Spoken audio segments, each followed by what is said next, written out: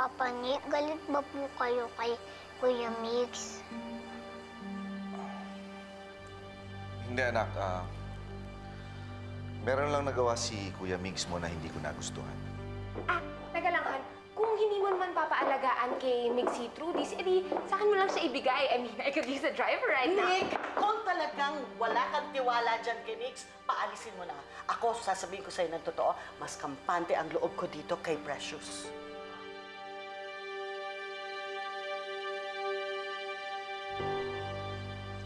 Kawawa naman po si Kuya Mix.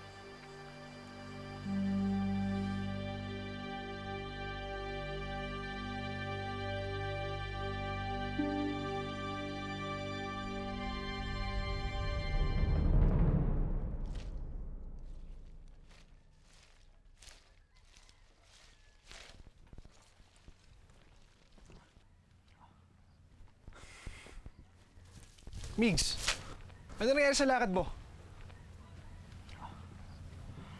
Wala. Palpak lahat. Pati kay Sir Nick, sirang-sira na ako. Dahil sa mga kasinungalingan ni Kuya. Alam mo, grabe talaga magalit yung kuya mo. Ang bilis pa kumilos. Pati ba si Trudis, nakuha niya sa'yo?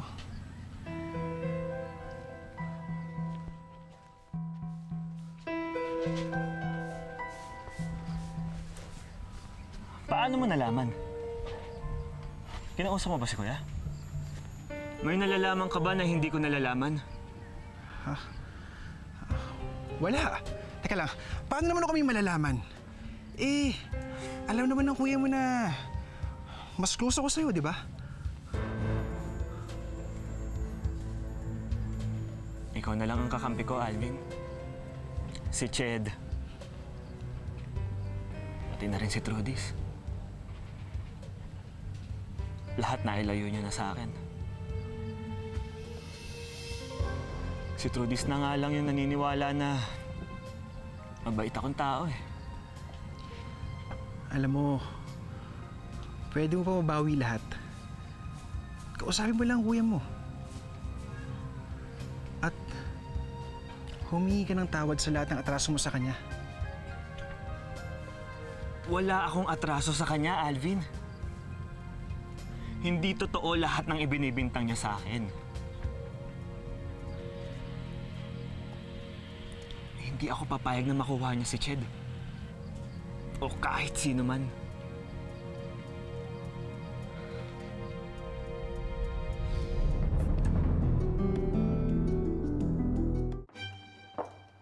Hindi naman halata na masyado mong pinapalapad ang papel niyang babaeng yan sa pamamahay natin. At hindi rin naman halata na ayaw mong mawala ang Migs na yan dito. Pwede ba, honey? Lagi ako nag-iisip ng paraan kung paano tayo mananatili sa pamamahay na to. At ikaw, imbes na yan lalaking si Migs ang iniisip mo, bakit hindi mo na lang ako tulungan at sumang-ayon ka na lang sa mga plano namin? Alam mo, meron kasi ako isang bagay na hindi maintindihan eh. Bakit ba sobra na lang yung pagtitiwala niyo dun sa babaeng yan? Eh kung gano'n naman pala, di sana noon mo pa siya kinuha. Tell me, Ma, saan mo ba nakilala yung babaeng yan? Saan mo ba napulot yung babaeng yan? Bakit marami kang tanong? At kailan ka pa nagkaroon ng interes sa mga tao? Ito lang ang importante. Nasa palad na niya si Trudis ngayon. At anytime, pwede niya tong i-dispatch siya. Good luck. Bibilib ako sa kanya kapag nagawa niya yun. But until then, I don't like her presence, Ma. Not at all.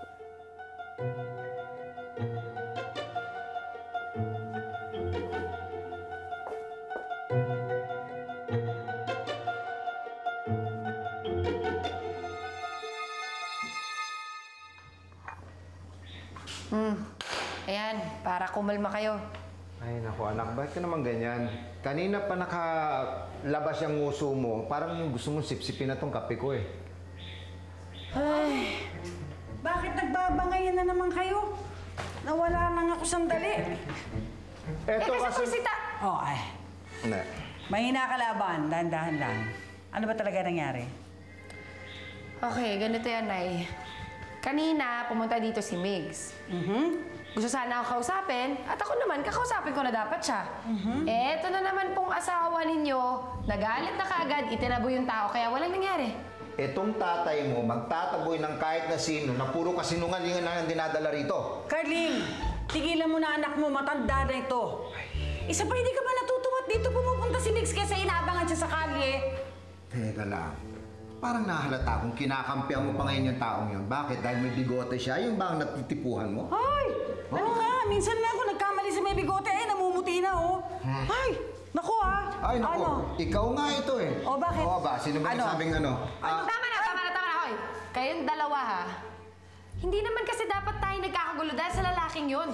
Kaya kung pwede, hayaan nyo na kaming dalawa na lang ni Migs sa mag-usap para matapos sa tong gulong to. Magandang araw po. Kanina ka pa ba nakatayo dyan? Ay, tuloy ka. Nadinig ko nga ho yung pinag-uusapan ninyo. Oo. At yun din ang kinakatakot ko. Baka guluhin lang ni Migs ang buhay ninyong lahat. Ha? Ano ibig mo sabihin? Kasi ganun ang ginawa niya sa amin noon. Ginulo niya ang buong pamilya namin. Natatakot ako baka yun din ang gusto niya mangyari ngayon. Katulad niyan, nadadamay na pati pamilya ni Trudis. Si Trudis nadamay? Ano? Sinugod ho ako ni Migs sa bahay nila Nick. Ha? At syempre, napilitan akong sabihin ng buong katotohanan sa kanya. At galit na galit si Nick. Sa tingin ko nga, hindi napapayag yun na samahan ni Trudis si Migs eh. Kawawa naman tong si Trudis. Malapit pa naman siya kay Migs. Sabi ko, Migs na.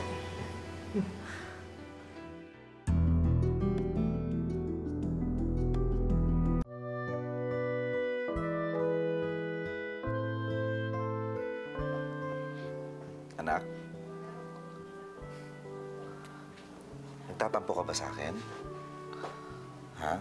Sana maintindihan mo na ginagawa ko lang ito kasi yun ang nakakabuti para sa'yo. Bakit nung po pinapaliw sa akin si Kuya Mix, hindi ba po kayo bate? Kasi, anak, meron lang mga bagay-bagay na hindi mo pa kasi maiintindihan sa ngayon eh. Mamimiss ko po kasi si Kuya Mix. Sorry, anak ha. Alam ko meron talagang bagay na mahirap tanggapin. Alam ko, mahirap mawalan ng kaibigan. Pero kasi, hindi siya naging tapat sa atin eh. At alam mo sa akin, mahalaga yun.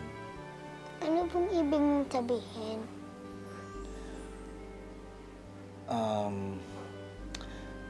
Naalala mo ba yung nung gumagawa tayo ng bangkang papel? Paano kung hindi ko tinuro sa'yo yung tama? Paano kung isinikreto ko sa'yo yung tamang paggawa ng bangkang papel?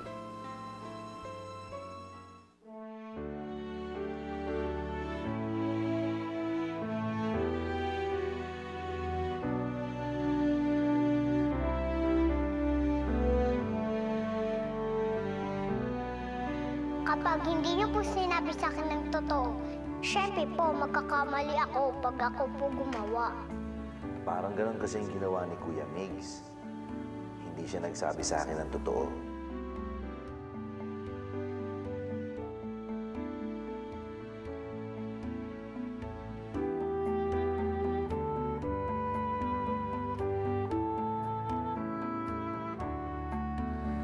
At dahil doon, hindi ko alam kung dapat pa kita ipagkatiwala sa kanya.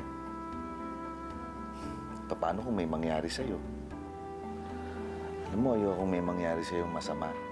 Hindi baling masaktan ako o kaya ako na ang madisgrasya, pero wag lang ikaw. Dahil love na love kita. I love you din po, Papa.